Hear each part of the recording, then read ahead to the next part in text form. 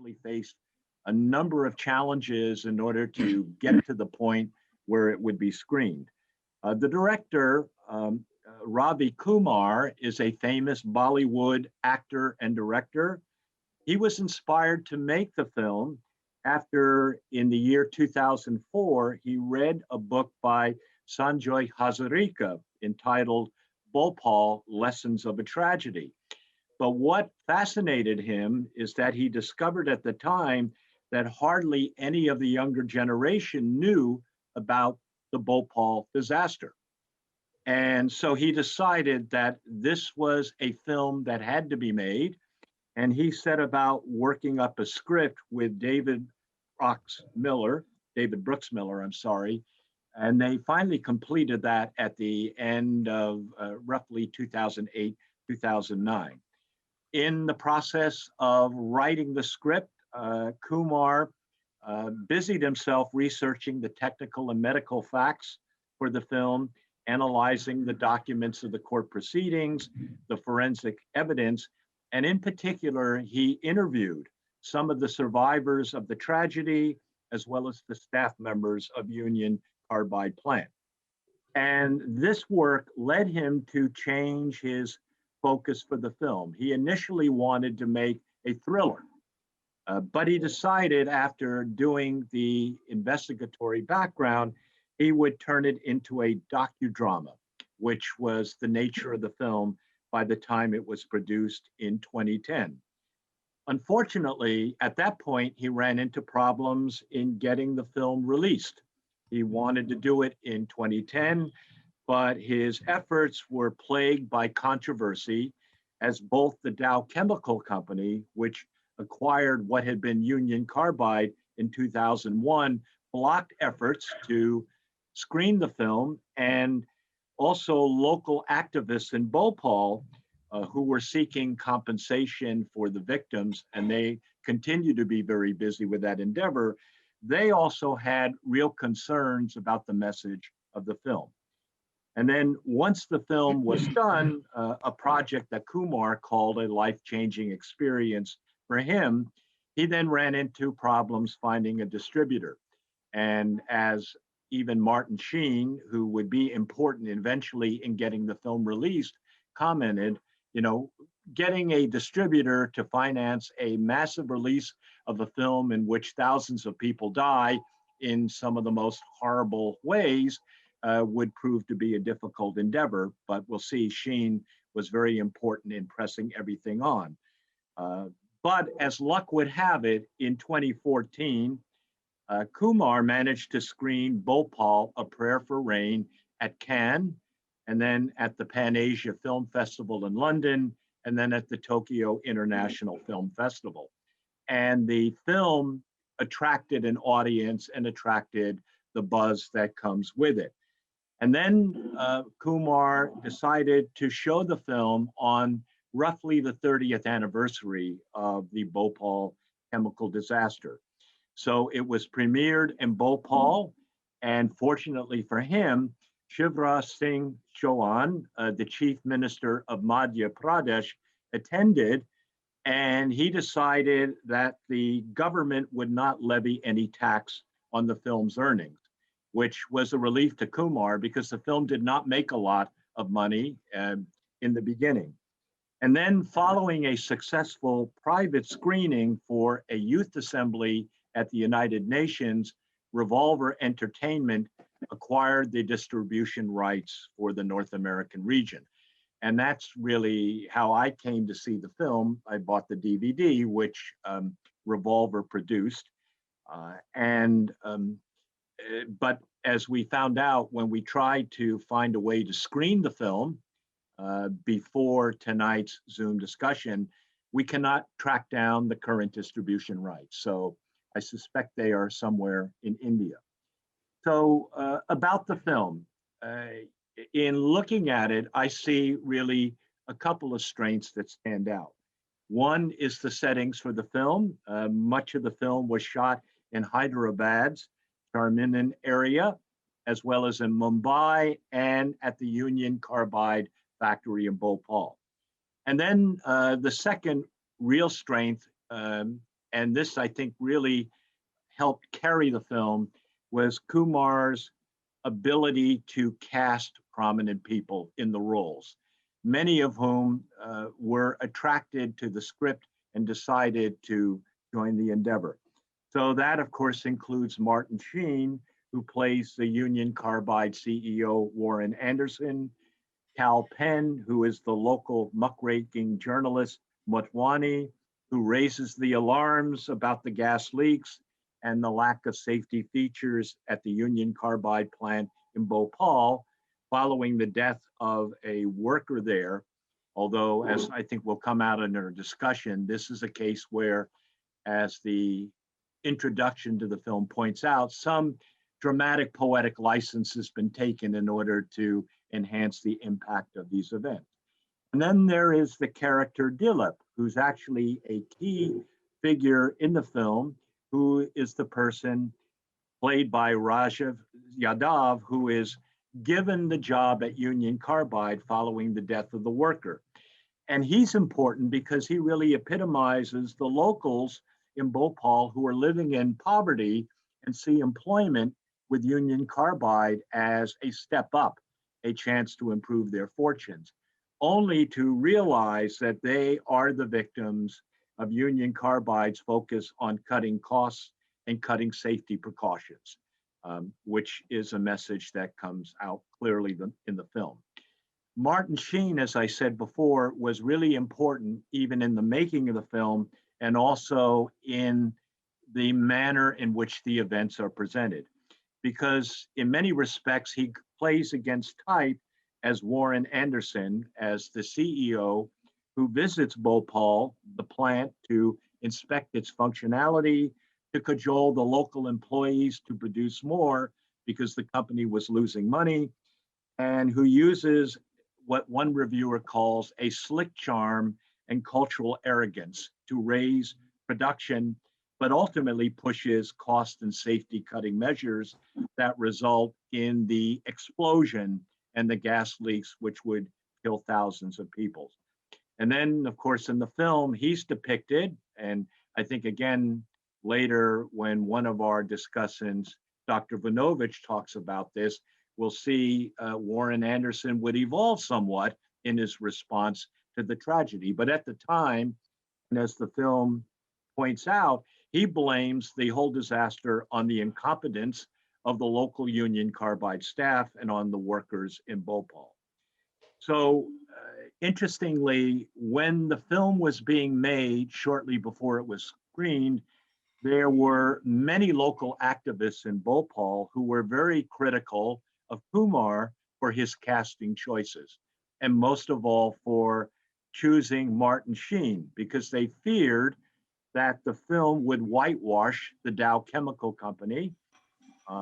And they had some reason to worry about that because Kumar initially intended to depict Anderson as one of a number of people in the multinational corporation who made errors in judgment that brought about the disaster. Why?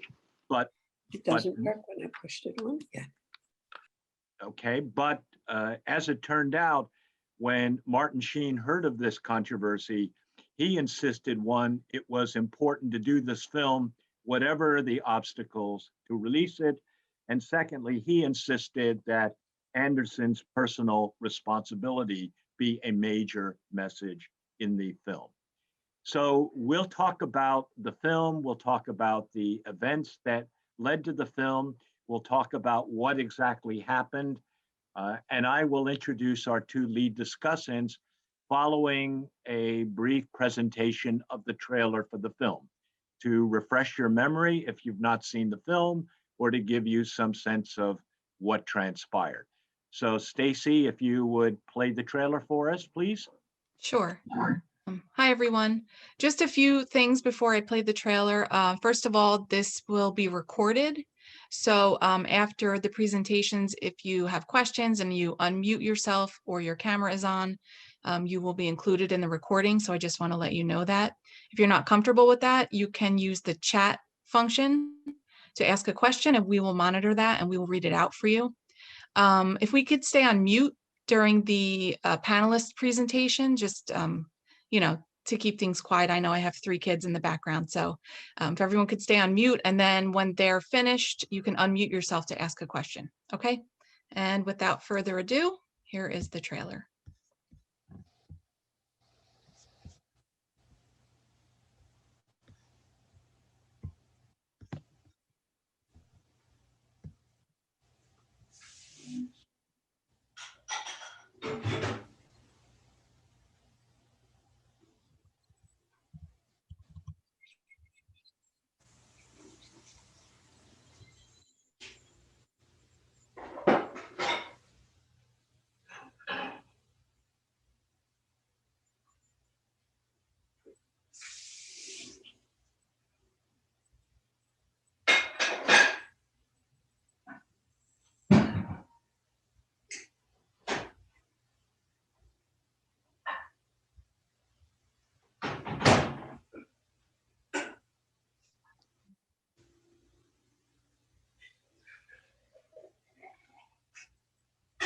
Stacy, we're not getting actually any sound from a Yeah, trailer. no sound. Oh, Yeah. there's no sound? Okay. Yeah.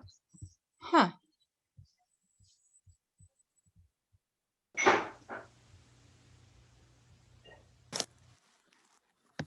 Casey, we had this happen not too long ago. I think if you touch the bottom of the screen, you might see an option come up that says play sound from your computer.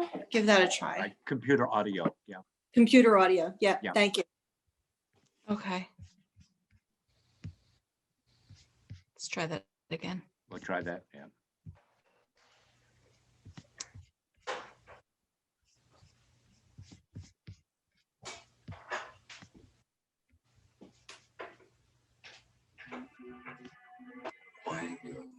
Anything? You got it. Yep.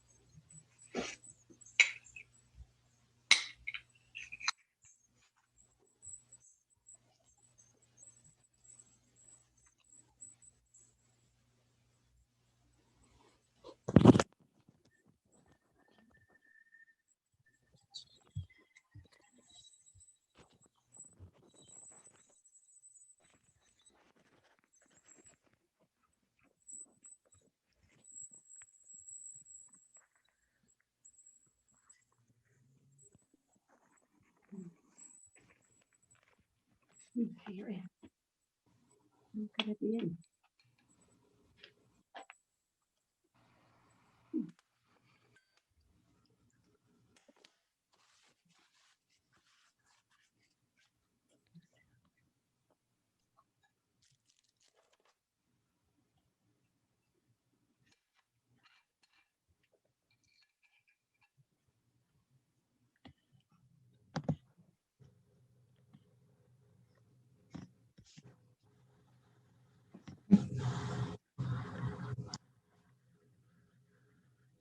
Okay, we're back. I'm sorry we didn't get sound again.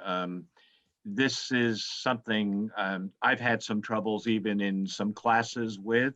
So we'll get that fixed before we do it again. Obviously, the crew is not, at least in my part, running the ablest ship. So anyway, but I do hope our discussants have sound. So because we're going to really, I think, appreciate your remarks, and that should provide us a good pathway into discussing the film. So I have the pleasure, I'm going to introduce our two lead discussants together. You will see that they will be presenting different aspects of the Bhopal tragedy. And I will begin by introducing our first discussant, Dr. Datta Naik, professor of chemistry and a specialist in analytical and inorganic chemistry. Over many years, he's done research and published a lot, and many of his publications have dealt with the detection and control of hazardous gases and air quality. So I thought he would be really a good fit for this particular film. And Dr. Naik, of course, is really a wonderful colleague. I have enjoyed over the years. I think many of us know him for his distinguished teaching, for the fact that he was the founding dean of the graduate school at Monmouth University. And for many years, he's just worked in really all walks of Monmouth University life. And I had the great pleasure of working closely with him for many, many years. He's also a big fan of the Fighting Irish. I don't know if he'll be able to squeeze that in tonight, but I couldn't let the introduction pass without mentioning that. And then after Dr. Naik speaks, Dr. Marina Vujnovic will be our second lead discussant. And Dr. Vujnovic has been a frequent contributor to the World Cinema Series over the years as a discussant. And also, like Datta, she is a member of the World Cinema Series Advisory Committee. Dr. Vujnovic is a native of Croatia who worked as a journalist during the wars that saw the breakup of the former Yugoslavia in the 1990s, and as a PR practitioner for the Cyprian-based PR agency Action Global Communications.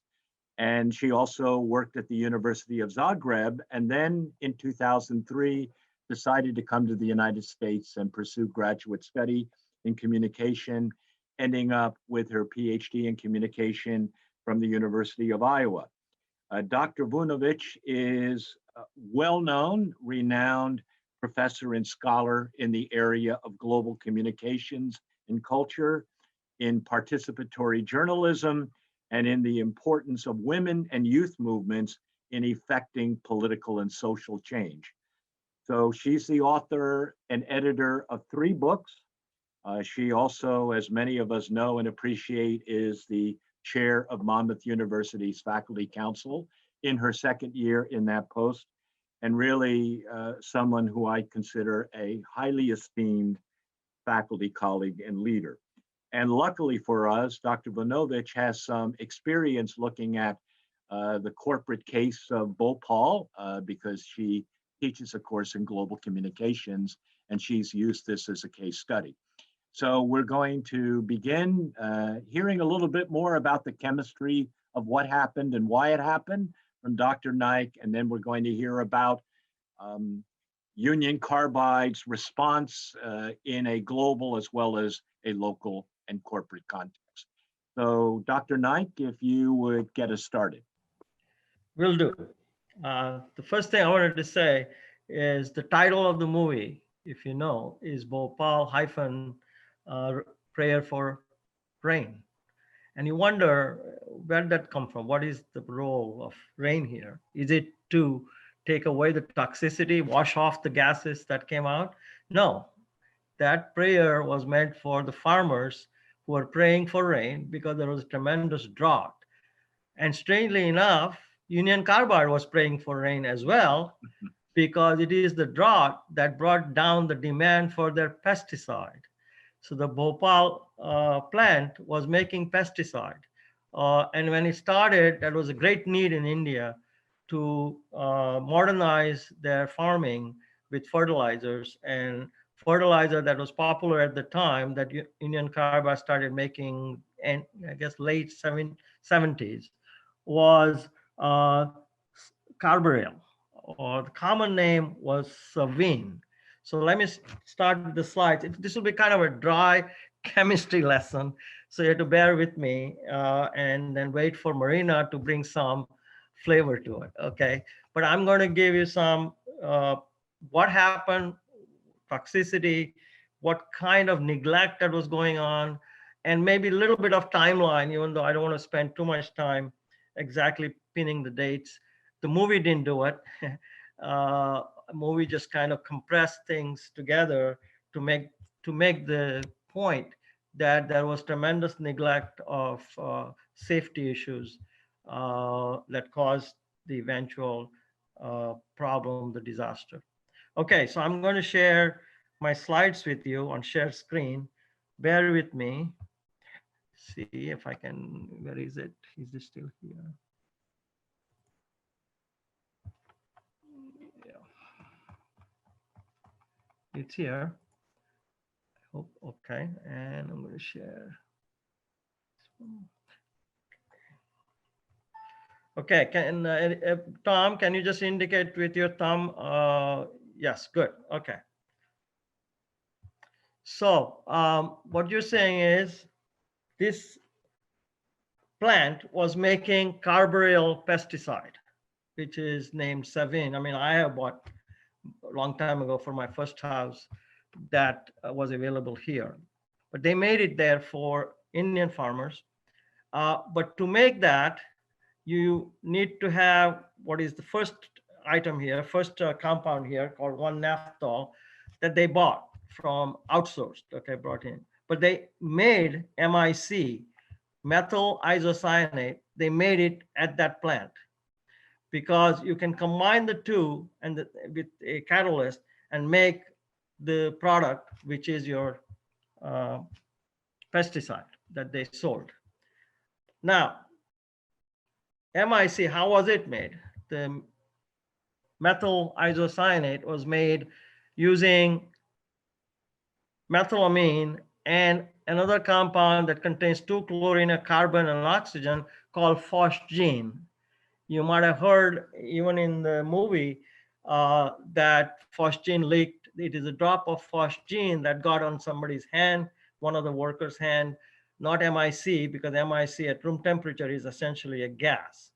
So the two react to give you an intermediate, this and this is the same, and eventually gives you the MIC that you see at the bottom.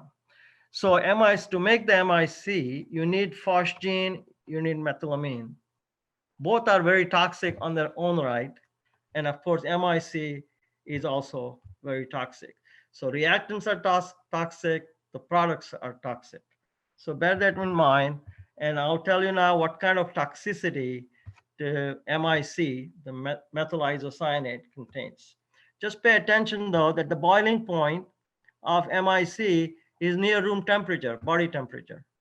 It's 38.3 Celsius, roughly 101 Fahrenheit, which means it will be gas at Indian temperature, right? In Madhya Pradesh, gets very hot daytime. And so it has to be kept cool if you're not using it, quite cool near the freezing point. So let's go to the next slide. So MIC is very toxic at very small level. Okay, for example, here it's statement that 0.02 parts per million, it starts being toxic. And that's the limit set by American Conference on Government Industrial Hygienists. Anyhow, it starts showing its effect at 4 parts per million, and at 21 parts per million, it's deadly. Okay, you can have all kinds of problems that are stated here, including death. And to make things worse, you can't detect it with your nose. It doesn't have smell. And the only way you'll detect it when it reaches about 2 to 4 parts per million is your eyes will start lacrimating, eyes will start watering. and it will be irritated. So that was the first sign that you are getting exposed to something similar to MIC. Then I have here just a setup because the leak started from storage tank.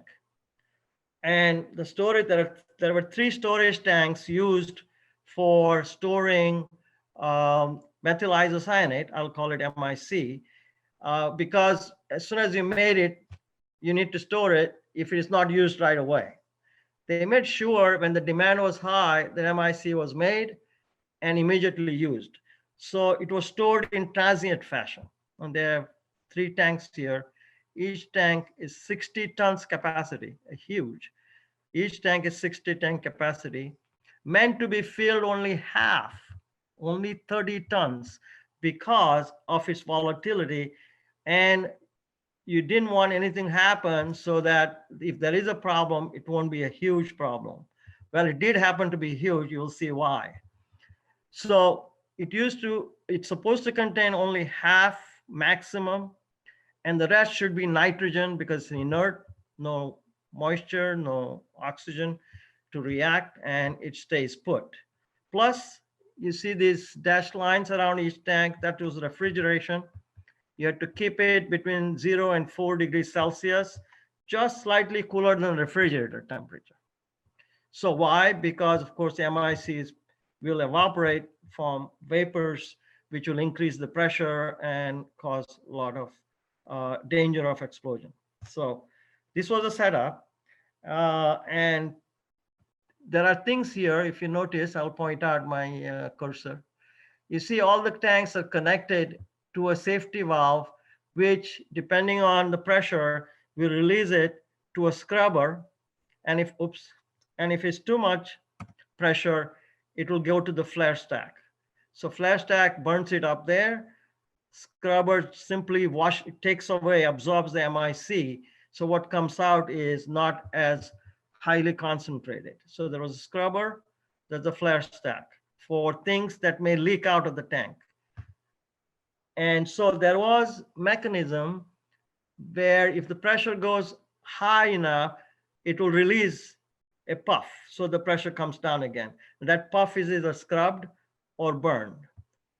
Many of you on a turnpike have seen flare stacks actually burning in the refinery, gasoline refinery. So this flare stack was no different. And in the movie towards the end, it shows the flares coming out of the flare stack, which actually was not operating at the time, as you will see later. In the movie, they showed it like it was operating and it was burning. It was not operating. Here is what it looks like when it was taken out of the ground. It's a huge tank made out of very thick walled stainless steel, not stainless, steel, and is meant to hold 60 tons, but supposed to only be filled halfway. Okay. So just to give you something, before December 84, in October, by mistake, the pesticide manufacturing plant produced some operation where the temperature went out of control. What it did was the MIC that came out of this production run, the production and produced MIC that's impure. It actually got contaminated with the solvent. So in other words, it is distilled, MIC when it's made is distilled like liquor. But in this case, because of higher temperature, solvent, which was chloroform, also came out. So what came out was what they call off specification MIC, not good quality. There's a lot of chloroform, roughly 12% chloroform in it, 3% water. I think 85% was MIC instead of being 100% MIC. So this was an impure MIC that was made, and the production of carbaryl was stopped, meaning because of the drought, because of the demand going down, because of competing pesticides. Newer pesticides were coming, which were cheaper. So the demand was very low. So they stopped manufacturing after the carbaryl manufacturing had stopped, and MIC manufacturing was continuing, but it was stopped after this this particular problem that occurred that produced off-specification distillate. And about 42 tons were stored in a 60-ton tank that I showed you, rather than 30 tons. So what they store is more than what they should have stored there. It turns out, by the way, sideline, that there are 3 tanks. One was empty. And if they had paid attention, or somebody had charged, they could have distributed those 42 tons in 2 tanks. But for whatever reason, they chose to put it in single tank. So then something, and this is shown in the movie, they had to rinse the pipes occasionally. And when they rinse the pipes connected to the storage tank, they had to put a plate, they call a blind plate or an obstruction, where the water will not seep into the tank.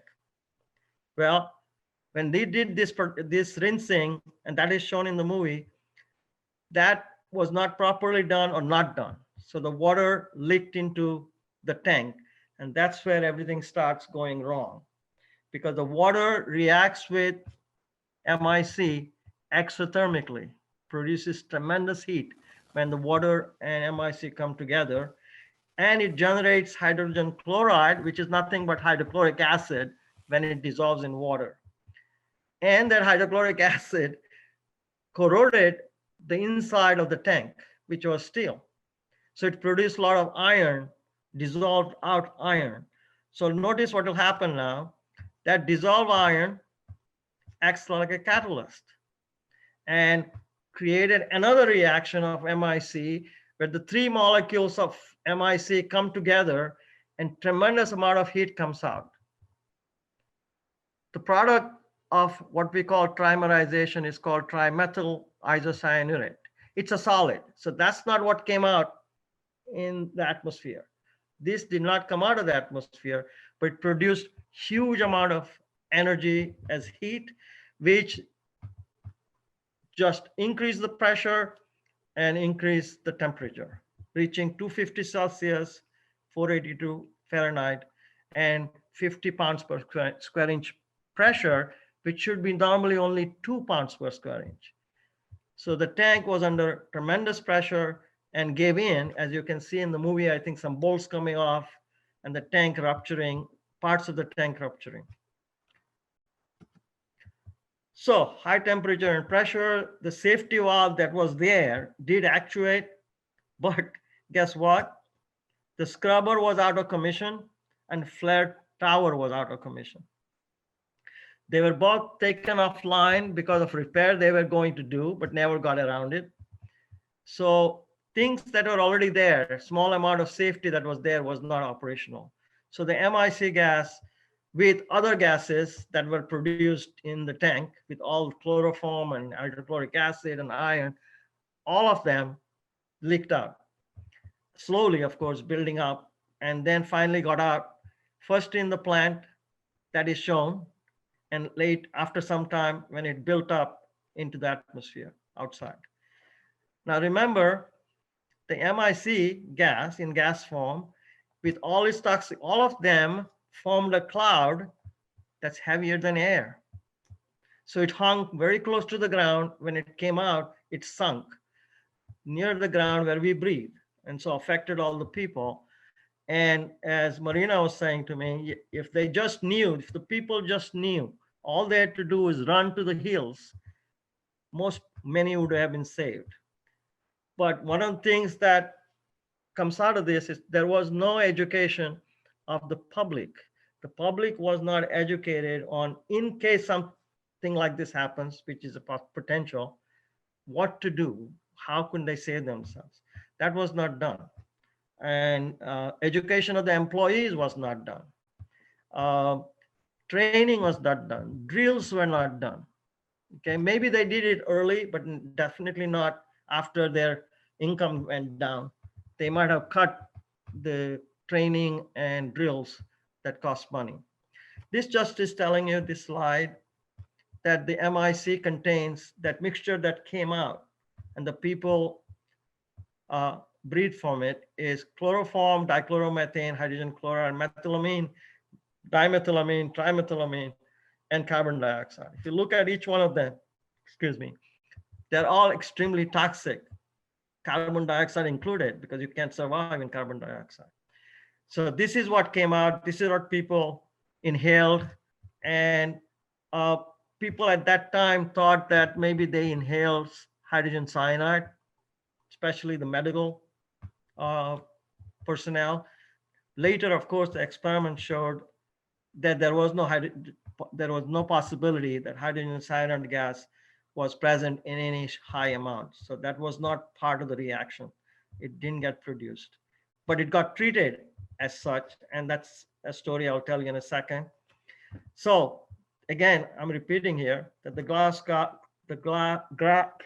cloud that came out contained materials that are denser than air. They stayed close to the ground and spread southeasterly all over Bhopal, where exactly are all these workers and poor people lived in shanty towns. So let me quickly again, this is the cause. All kinds of neglect of safety. So starting 1980, the demand went down. 1984 dropped the demand further. Maintenance safety neglected as profitability declined. It was not just that, but pollution within the plant was high because small control mechanisms were not repaired or maintained. So in 91, that splash that you see in the movie on the hand of the worker, that happened in 91, 3 years earlier. And later in 1982, many more things happened like that. Small accidents due to MIC leaks or phosgene leaks, and people were hurt, workers were hurt. But no particular, nothing was taken seriously. They were just treated and the deaths kind of covered up type of thing. So then in July 94 now, remember the accident is December. Again, due to the money, they cut down, they just stopped the refrigeration of the tanks. Most of the tanks were essentially empty, but they cut it down and the tanks were left on their own underground. So temperature stayed kind of cool. And then in October, they filled it with that bad MIC mixture with chloroform. As it turned out, it had an alarm if the temperature went up. If the tank temperatures went up beyond 11 degrees, there would be alarm. So the operators would know that the temperature is running away, but it had been disconnected. You will see many things like that happen cumulatively, cause all this, all the big problem. So it was disconnected. So people didn't know that the temperature is going up above the temperature that it should be. So then they kind of ranged every day between this. People are not trained to look at the gauges. People didn't care. And I think in the movie, they notice it and they panic, remember? In some gauge they look at, or some LED, was it LED? I don't know what they used to call those red digital meters, going crazy. Same thing, a flare tower that they had to burn the excess was under repair, as I mentioned earlier. So notice things are just not in place. Scrubber was offline. So then because of all this, and because of high temperature and pressure, 30 tons escaped within an hour. And then they increased to 40 tons, 42 tons, it contained 42 tons. So everything got out in 2 hours and they went over Bhopal. To make things work, the alarm did come on. The alarm, public alarm came, internal alarm came, and you hear it in the movie, and they're correctly shown it, that the supervisor shuts down the public alarm. Why did he shut it down? So he didn't want to panic citizens outside. So that too wasn't the people weren't educated in terms of if the alarm comes on, what to do, right? No public education was apparently done. Okay. So that day, the accident day, was December 2 evening and December 3 morning. So as I said, the pressure in the tank rises because water gets in, all kinds of reactions starts occurring. At 11:30, leakage is detected. They try to stop it, can't do it. By by 12:45, the runoff rate increases so greatly that it fills up the plant. Okay, and then plant manager comes, and then again by 3:30, the gas is all over the Bhopal. To make things worse, patients are pouring in the hospital, not a big hospital, but it was misinformed that the leak was of phosgene and ammonia. Remember the starting material of sorts. And then eventually they were told, so they started treating them as a phosgene patient. Eventually they were told it was MIC, but they were told it was MIC. Notice, they were told it is MIC. The hospital doctors and staff didn't know what MIC stands for. They were not told it was methyl isocyanate. They were told it's MIC. And so hospitals are not knowing that, they didn't know what antidote to give. Then somebody thought it was cyanide poisoning because the blood got crimson red. And if anybody biology is here, when blood gets rich in oxygen and the cells can't pick it up, it remains red and gets more red. So they thought it was hydrogen cyanide poisoning. But the cyanide poison treatment, among many, is sodium thiosulfate. The formula is Na2S2O3. Many of you who are dabbled in old-fashioned photography know that's also called hypo in developing the film, but it is a potent antidote for cyanide. So people are supposed to be, people are treated with sodium thiocyanate, whatever they had around, not much of it, but it was not effective against MIC. But in the movie, and there is an article about this, why did they goof this off? They're talking about sodium hypochlorite. That's bleach. That's the bleach you buy, or that's the bleach you use in swimming pools. And nowhere it says it can be used or ingested. Maybe Trump thinks that, but nobody, no medical staff, no medical professional has recommended ever sodium hypochlorite is anything to be ingested or given as an injection. But I don't know why that mistake is made and not corrected, because they keep talking about sodium hypochlorite, showing you the syringes with bottles labeled sodium hypochlorite.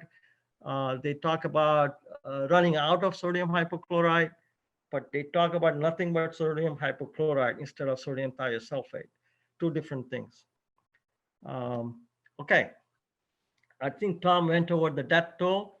I don't have to go over it. I think, Tom, I read whatever source I had said the total population was 850, but I think you were talking about the population down the wind from the plant. You're muted. So I was just saying the words downwind was the. Yes, that's what basis your of it. number is. And this is total population. Yeah. But people who got affected is a large number. Total number of deaths is huge at the end, even though in the first few hours, I think it was over 2,000. So let me see if I have that. That's it. So those are the kind of things I have, but it comes out to me personally that several things should have happened, right? The employees need to be trained, and not only to do their job, but also how to deal with emergencies, accidents. That didn't seem to be the case. Then see how they hired people. They just went to the gate, like we go to Home Depot, and get the workers, the laborers. Didn't have any interview, no qualifications, nothing. In fact, Dilip, who was hired, to replace Rakesh, who died. Mhm. Didn't have any qualification. He was a rickshaw driver, and he was not trained. He was just do this and do that and do that. And that's how he got the job. Of course, getting a job at Union Carbide was the biggest thing that can happen in your life in that area. So there was no proper hiring, qualification. They didn't pay attention to qualification. Fine. They didn't train them, and they didn't educate them, and they didn't educate the public. There were no drills. So main thing comes out of it is a neglect of safety because of bottom line. Mhm. Uh, of course, there was a problem with their bottom line because of drought, falling sales. There's no doubt that they were in red ink there, a lot of red ink. But to neglect safety and to hold so much of MIC type chemical in a tank with all the safety controls uh, suspended is an invitation for disaster that did occur. All right, that's all I have on slides and technical thing. I'm sure I left out a lot of details. So then I'll wait for any question that may come up later under discussion.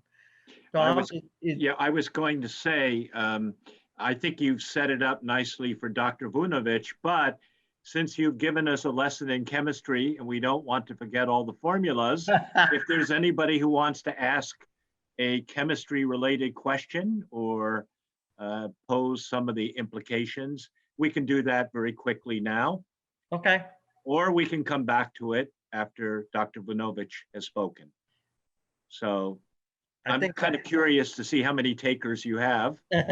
The first time for chemistry. Yeah, this is actually the first time in the Provost and World Cinema series we've had graphs like this. So anyway, it's always good to break new ground. So thank you, Dr. Naik. Thank you, Datta. And Dr. Vujnovic, hearing no questions, we'll turn to you. And now you can tell us all about responsibility. Thank you so much, Tom. Thank you for the opportunity to speak about this, arguably still the largest disaster, corporate disaster in the world. And I want to also thank Datta for leading us really in quite an interesting detail, but it added a layer of understanding of how things happen and how accidents rarely happen. Right? We say, well, accidents happen, right? But we can actually, when we trace, we see that accidents actually rarely happen, that there is neglect typically or errors that are committed not once, but multiple times in instances like this. So I want to actually ask you to juxtapose two scenes in your mind, if you can.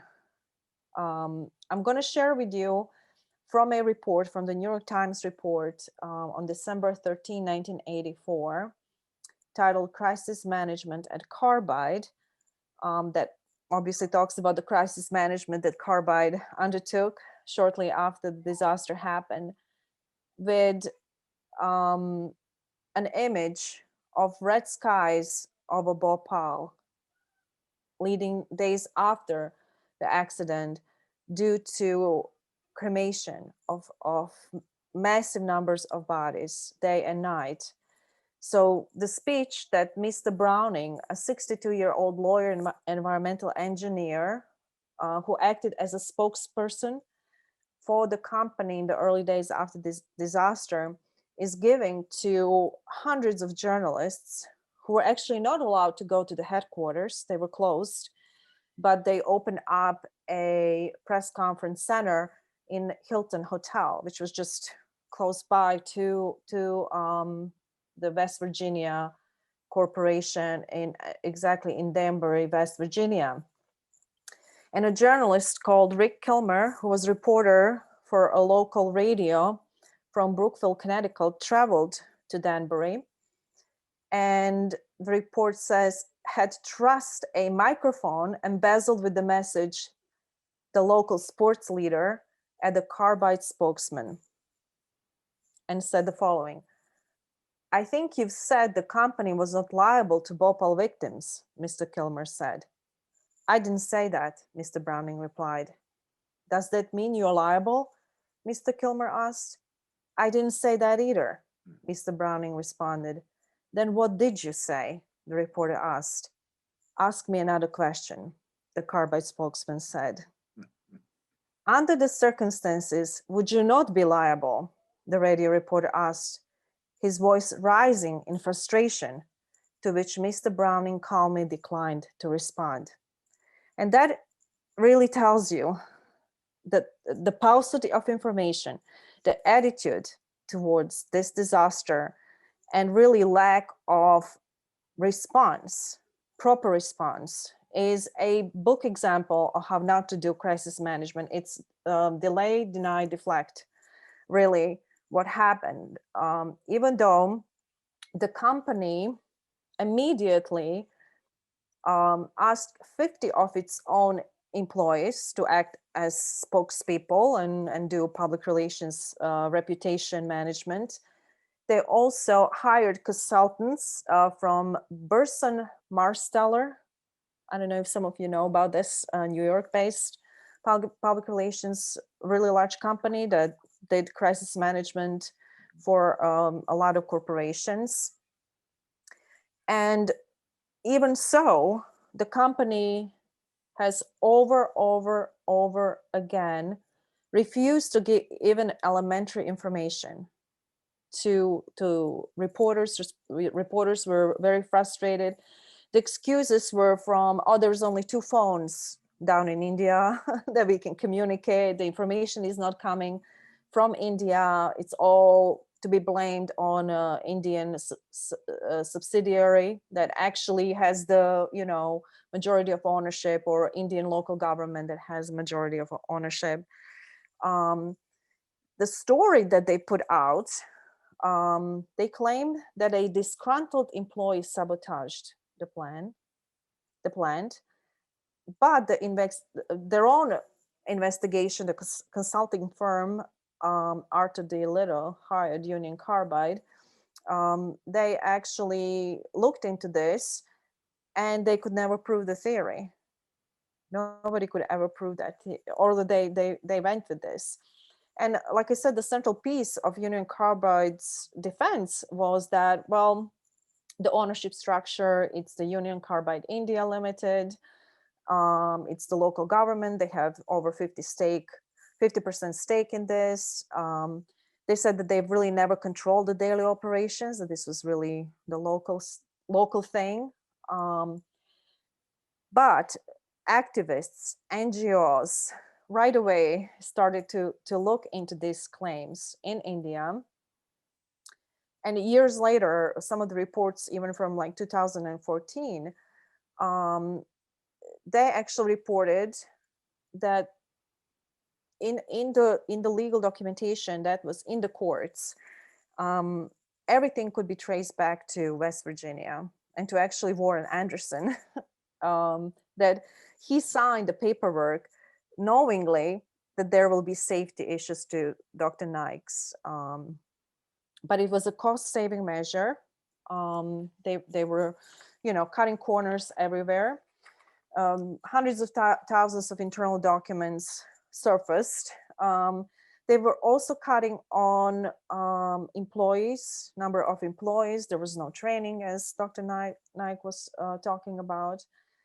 And really, the issues surfaced as movie shows. Of course, there is a timeline issue in the movie, but the first reports came out in 1981 that there were issues in the plant. And just in June in 1984, the local newspaper journalist that is portrayed in the movie, he printed an article titled "Save Please the City," and outlined everything that was going on at the time in that article. Yet 6 months later, the disaster struck. What is also interesting about the Union Carbide's response is sort of lack of introspection, how bad the response was. In 1985, Anderson actually stood in Danbury, again in West Virginia, and talked to employees because they had the internal employee crisis as well as the global crisis, right? And then the local crisis in Bhopal, India, and in India in general that I had to deal with. And Anderson declared in 1985 that Carbide had accepted its moral responsibility for estimated 2,000 deaths and 200,000 injuries. And he acknowledged that their image has been hurt, but he emphasized that Carbide's handling of the problem has been a, quote, textbook example of crisis management. It is, I teach it, but not the way Anderson thought. Actually, the profession is completely in agreement. This was a complete blunder, exactly how you shouldn't do this.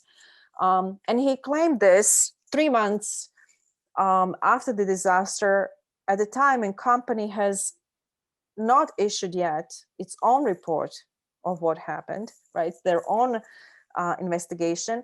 And of course, they worked day and night to transfer some 46 lawsuits that have been filed in the United States against it in the United States into Indian courts.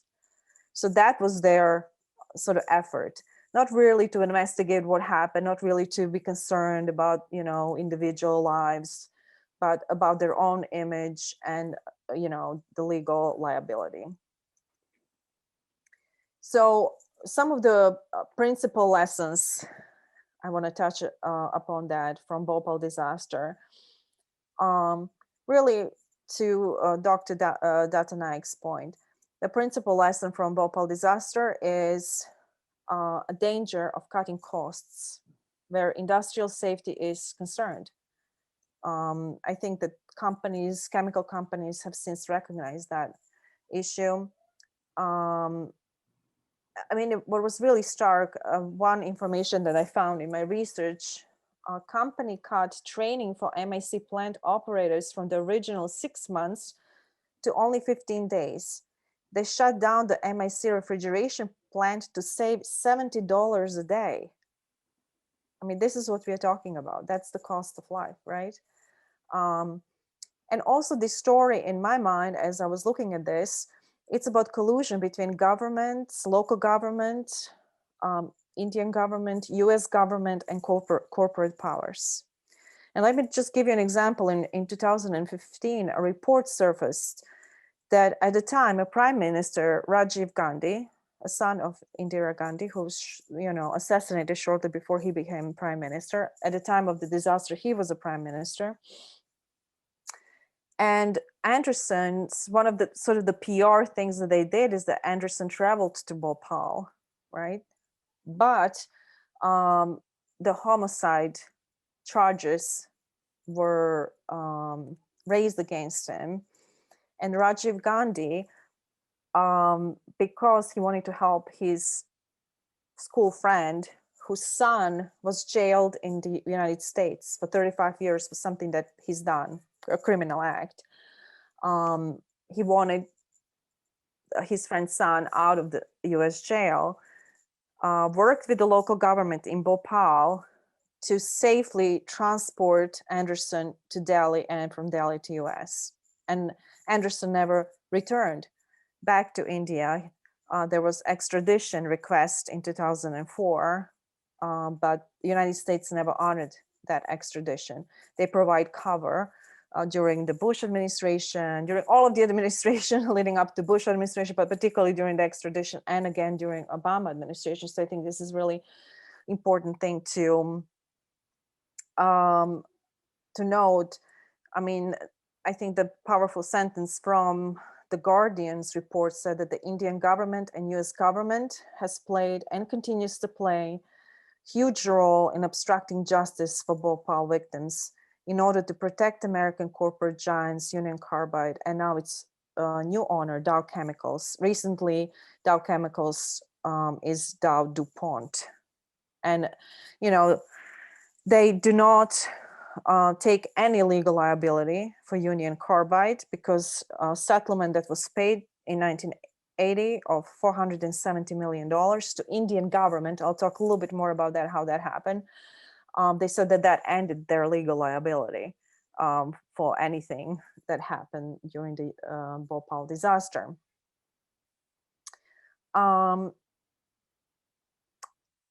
Deutsche Welle has a new global television and has a lot of interesting documentaries. And I watched one that they've done in 2020 on Bhopal. And the locals say, you know, why did this happen to people of Bhopal? Why nobody paid attention to us? And they said that it's in part due to internal politics, who the people are. 50% of people were Muslim. And in the documentary, they say they're considered a second-rate citizen in today's India. So even today, there is no help coming. The other half, most of them, about 80%, are those who belong to low castes, right? So these are poor people, people who really nobody pays attention to. And that this Bhopal area until Independence Day in 1947, which is actually anniversaries today, January 26, 1947. There is a historic place north of Bhopal. It used to be a seat of Muslim dynasty. And today, of course, is Madhya Pradesh. But, you know, a lot of people say this is the reason why, you know, the help that we sought also never came, and why Indian government seems to also forget about us, just like Union Carbide forgot about us. So I said that in 1989, they paid 470 million settlement. But the government of India was actually in 85 enacted a Bhopal Gas Leak Act that enabled the government to act as legal representative of the victims. So once this money was paid, the government of India released only small part of the settlement sum to the victims. And the recent reports in the media say that even today, the government is sitting on 370 million, while victims and their families continue to campaign to receive the compensation. So in some reports, I saw that they receive between $1,000 or $2,000 per victim, but not everybody actually still received it. Of course, Union Carbide said that, you know, we are not, once the Dow chemical was, we are not, you know, legally liable. We paid what we needed to pay. And they established something called Responsible Care Program. They said that this is our corporate social responsibility. We've learned the lesson from this and we're moving forward. This was launched in 1988. And I think Professor Naik might know a little bit also about that. It says that it remains the chemical industry flagship program on environment, health and safety and security to this day. And really, I see this public relations response as a fight for the image of the American corporation, right? Rather than really doing the right thing, you know, admitting to the culpability. And so 20 years later in Bhopal, they called it in the media the second Bhopal disaster because the water is contaminated. It has been for years. And even before the Bhopal disaster, Union Carbide was storing the byproducts of the company in the ground where the waters run. They did put like a plastic shield, but 35 years later, that's porous. And now the second and third generation of Bhopal citizens are suffering birth defects, skin diseases, cancer of staggering rates in comparison to other population. And some people in the documentary that were interviewed said, those who died were lucky ones. We who lived and generations after are suffering. The children that were born shortly before the disaster or shortly after now have their own children, second, third generation, many of whom have developmental issues. But I want to, for the end, say a couple of things, that there is no justice without accountability, because we've seen, there were 8 or 9 local Union Carbide officials who were actually charged a few years ago to 2 years in prison and $2,000 fine. They never served, actually. So this was not real justice. It was, at the time they said it was 2014, I believe, and Anderson died a little too late, but then after all, that didn't result in the justice that they actually were seeking, that the activists were seeking, the people of Bhopal were seeking. They still seek justice. A lot of activists and NGOs are working in the city, so I want to mention them. And actually, really wonderful story of Chigari Trust Rehabilitation Center that was started in 2004, funded by 2 women survivors, Rashida B, who is a Muslim, and Champa Devi Shukla, who is a Hindu woman. And they received Goldman Environmental Prize, $120,000. They worked together, which is called the Green Nobel Prize. With this $125,000, they opened this rehabilitation center, and daily they help 300 children from Bhopal, and help in a way that there's a lot of improvement in their health. There is 700 children on the list. It's currently financed by Bhopal Medical Appeal, which is a British charity, and they hope that they would expand that. But I think I would like to end on a slightly positive note with this activists and people on the ground still fighting for justice for Bhopal. Thank you so much. Thank you, Dr. Vujnovic. Okay, so let's open it up for questions or comments or observations about the film or about what we've heard here. I think we've had a pretty full accounting, at least, of what happened, why it happened, what the implications of it are. I think there are many lessons to be derived from this episode. So if you would like to raise your hand, I'll call on you. And if you would prefer not to raise your hand, you can submit a question to chat, and Stacy will read the question, will present your perspective. Okay, so anybody have thoughts? Yes, Professor Mitchell. Thanks, for a really wonderful presentation, Marina, Datta, and Tom, right? And I see, there's even additional things here. It's a kind of example of also environmental racism, classism as well. What is this plant doing in the smack of a community? Yeah. Right? Why is it in that community? And I see it in terms of my own, knowledge in the Andes. The eastern slopes of the Andes, some of the most diverse biological regions of the world, right, also have oil production there, where many of these things, Marina, that you were mentioning, the impacts are taking place there too, right, without any supervision. They're away, they're not seen, and they're not public. You wouldn't find this plant on the Upper East Side of Manhattan, would you? Right, on Upper Fifth Avenue.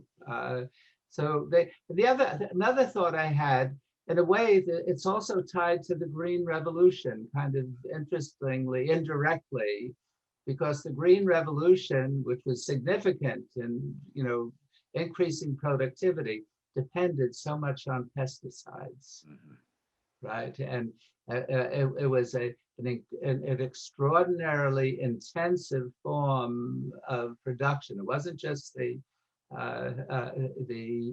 new varieties of foods that were more productive, but also required much more water and much more in the way of pesticides and so on.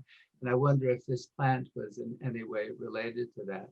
But anyway, thanks. It was a great, you guys did a great job.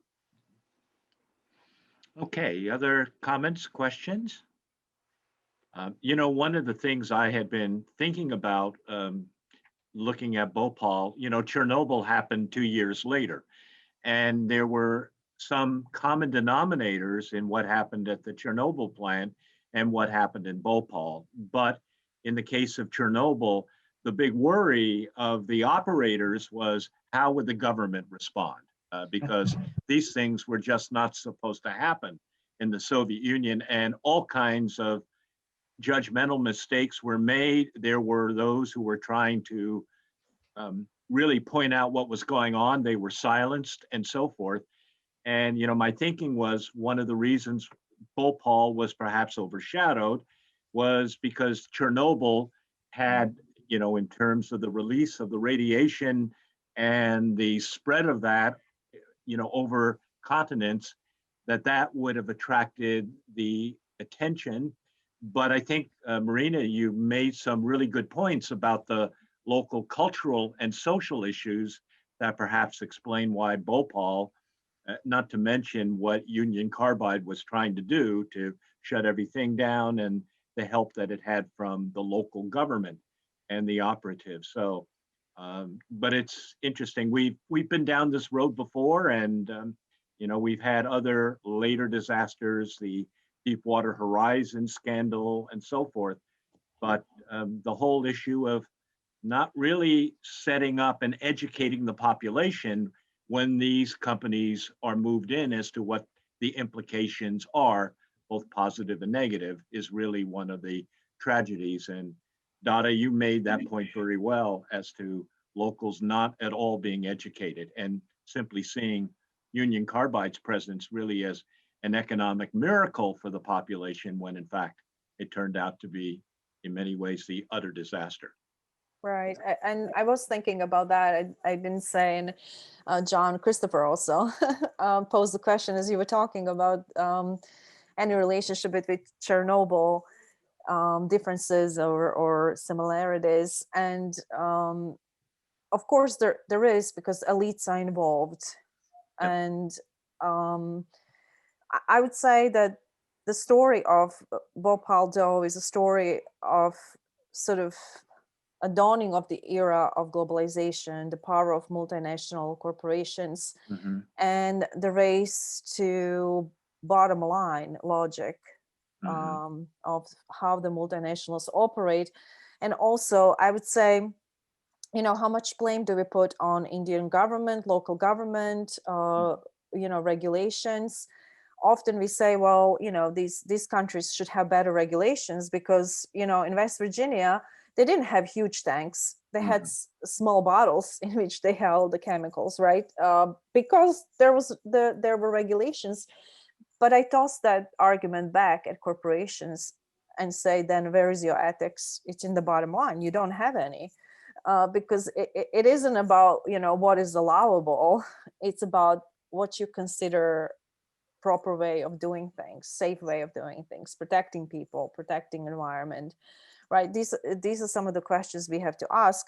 And also the role of the governments and super governmental bodies like the IMF and World Bank. And when the markets are opening, it's hard for countries that are not part of the global economy and they're trying to find their place in a global economy to respond to interest of global corporations by a regulation that will limit the work of that corporation, right? So they are much more inclined to open, their borders, and then, I think the ultimate responsibility lies within the corporations. If a corporation wants to be an individual, an entity, they ought to act like one with the same ethical and moral responsibility. And when the mass murder happens, that the accountability for that happens. You know, Right. when you individual murders a person, you go to jail. When a corporation murders millions, what happens? Yeah. Right. And so I think we need to, you know, really look at the corporation, all the corporations in the context of globalization. Yes. Okay, we have a question from Anita. Anita, I see your hand up.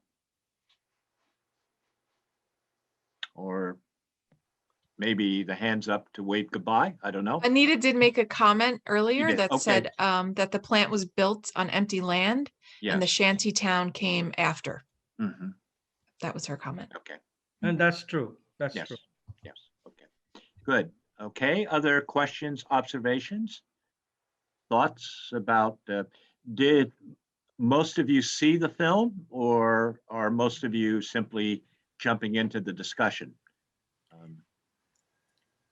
I don't know how you saw my hand up since I'm not on video, but I did want to make a comment that I Okay. did say that the tension between safety and bottom line is a new thing, is pretty naive. It's always been there. Yeah. I used to work in corporate risk management, and every company I worked for, there's tension between, and it's human nature because everyone thinks, you know, safety is the last thing they think about. Oh, it won't happen here.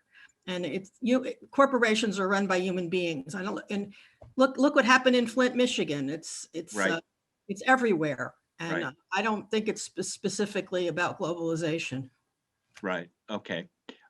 Good comment. Good thought. So, other observations regarding the film? Okay. Yes, Mr. Christopher. Okay. Or maybe that's the hand that was on Anita's diagram has moved up. So I think already technically I proved my incompetence, so I'll try not to draw any judgments further. But let's see. Is there anybody else who would like to weigh in? Okay, if not, I want to, oh yes, yeah, there is a question. How did this disaster affect the environment? Was anything done in terms of resolving it? So we'll let our two lead discussants go first, and then if anybody else wants to weigh in. It did affect the environment in many ways, and Indian government did try to restore it, and it has been cleaned up, but the soil, the water did not get cleaned up, and so air is not clean either. But but it's not like it was then. It's much better now, but the long-term effort made by Indian government and the local scientists and local environmentalists. There are a lot of activists there, just like here, right, who want to protect the environment and take care of the poor people who have to live there in the dirty water. As was saying, the water was contaminated, and I think it still is. It's a perennial problem there too. The other comment I would like to make, because I think Dr. Mooring was saying, how is safety observation, training, etc., in this country, US, versus in a country like India? Well, it's poor in underdeveloped countries. It's poor not because it's underdeveloped and not because they want to be unsafe, but because corruption is rampant. So they have inspection, they have, believe me, they have rules, they have regulations, they have strict everything, something like OSHA, they exist, but those inspectors come, they see something not wrong, they may talk about it, and then underhanded something happens and the report doesn't include it. So the inspection passes. And that happens not only in corporate world, but in restaurant business as well. Even if they see mice, you pay the inspector something or give him good dinner, and the mice somehow disappear from the report. So The difference is, I think we have a little more control, and we actually, I mean, having the fire drills that we do on our campus is amazing to someone that comes from other countries. We do drills, we do things, all kinds of drills we do on education. And of course, it's more and more now as we get more sensitive, but in underdeveloped countries or developing countries, it's less so. But corruption is the main, whatever little they have, that too doesn't happen because of rampant corruption at government level, let alone in private circles. Yeah, I wanted to add, Datta, that calls to mind a famous quote from the 19th century Russian writer Mikhail Saltykov-Shchedrin, looking at his country and laws. He said, Russia is a land that has rigorous laws, Yes, but it's equally abundant in the willingness not to enforce them, essentially. So it's kind of a push-pull relationship all the time. So anyway, is there anybody else who would like to comment? Or yes, Professor Mitchell? Data, I don't know in terms of India. I know that in Peru, the corruption, a lot of it stems from the fact that they're so poorly paid. So you have the police who are very poorly paid, and they depend upon bribes in order to have a living. I don't know, is that the case in India as well? Unfortunately, that is true. In fact, when people look for jobs, believe it or not, they look for jobs where the corruption income is substantial. Yeah. Okay. I mean, and those jobs are pretty hard to come by. In fact, they themselves are corrupt, the employers of those kind of jobs. They take bribe to give you that job. Yeah.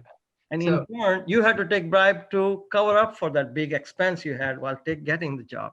It's a very vicious circle. yeah, so in a way, it's not that people are more corrupt, it's that the system encourages System is corrupt. I agree. that corruption, Yes. right? And of course, we also have that corruption here in the United States. Right. A lot of the system is there to try and prevent it. Right. Yeah, but people used to make very little wages. It has changed, but expenses have gone up. So, but I think you're right. The income level is so low for people that they resort to things. And now everything is available, right? Big TVs, big cars. They want to buy them. How are you going to buy them? Hey, easy. Like, take the bribe. And do it. So that's happening, and it's all over. It's not just low-level employee. Everybody is involved. So nobody touches anybody. Just they look the other way. Hey, I think of our campaign contributions. What a day! You think that my measly $100 maybe to a campaign is the same as someone's, large sums to the campaign, right? Who's going to get the appointment with the politician? Not me. So now we're really going global. I think I'm going to try to pull this to a conclusion by saying, Tom, before you conclude, we have one more comment from Tori. Okay, Tori, yes. Hi, I just want to say this is wonderful, and it's wonderful to have this series. So my question, I'm hopefully going to be graduating this semester, and I don't want to use the incorrect terminology, but in terms of issues related to social justice and human rights, how might someone do something to prevent or help people in these situations, like similar to this? Because that's what I'd like to do when I'm older, but I don't really know where to start. I think there are a number of opportunities. I'm wondering if Professor Abate, the director of the Institute of Global Understanding, would like to offer some thoughts. Well, I think there certainly are a lot of ways to get at that. I think Monmouth has great resources on one end of that, and that would be through the School of Social Work. There's several experts on our faculty in that school that work with support for disasters, victims of disasters like this, and certainly there's at least 3 that come to mind that have done that kind of environmental social work, and particularly in the wake of climate related issues. Even in New Jersey, there's been some work of that faculty on those issues. And then from my field, certainly the environmental justice movements and the climate justice movements are areas where lawyers and social justice advocates outside the law work with communities to prevent disasters from happening, to make sure that their voices are heard and make sure they don't become victimized, and then also facilitate remedies for those communities when they have been affected. So I'm certainly happy to talk more about the law side of those issues, because that's where my expertise is, or put you in touch with the faculty in the School of Social Work that also addresses these issues. Yeah, I think that would be good. And also, I might just add, I think we have a number of departments. We all have an experiential education requirement, and a number of those departments have students fulfill that through internships. And, given your major, Tori, it might be good to go to your career advisor in your department and ask, are there internships where you could really work for agencies that deal with these types of issues? And of course, follow what Professor Abate has said about the School of Social Work. So I think lots of opportunities, and social work has the Peace Corps program as well, which would also get into a lot of important social justice opportunities too. So does anybody else? I don't want to cut off any other comments, but I do think we're getting to the point about where we normally wrap up. And I was thinking, based on the comments you made and the questions that have been raised, is that, the theme of the series is a delicate balance, global communities and the natural environment. And we've actually talked about a case study, a film tonight, where both areas were severely damaged by the worst industrial tragedy in history. And there are many lessons to be drawn. And I think as we move through the films in this year's series, we do come back to what we saw in the fall with Sebastião Salgado's photography and what we are covering here tonight. I do want to mention that we have our next Zoom discussion coming up on Wednesday, February 24th.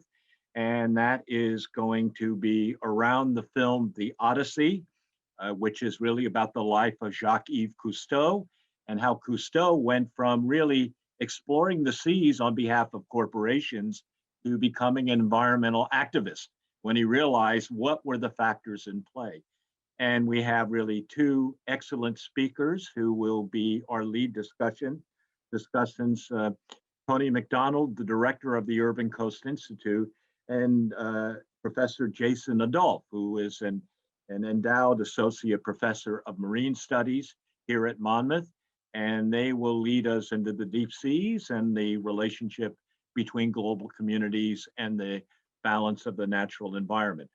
But of course, as we wrap up, I think the single most important thing I would like to do is have us all thank our lead discussants, Drs. Naik and Vujnovic, because I realize that you really do go out of your way to support this program and do an excellent job with your commentary. And I think over the years, we found that really the contributions that faculty may make in leading the discussions really enhance the films that we hope to be able to show on campus sometime in the future. So thank you everybody for coming.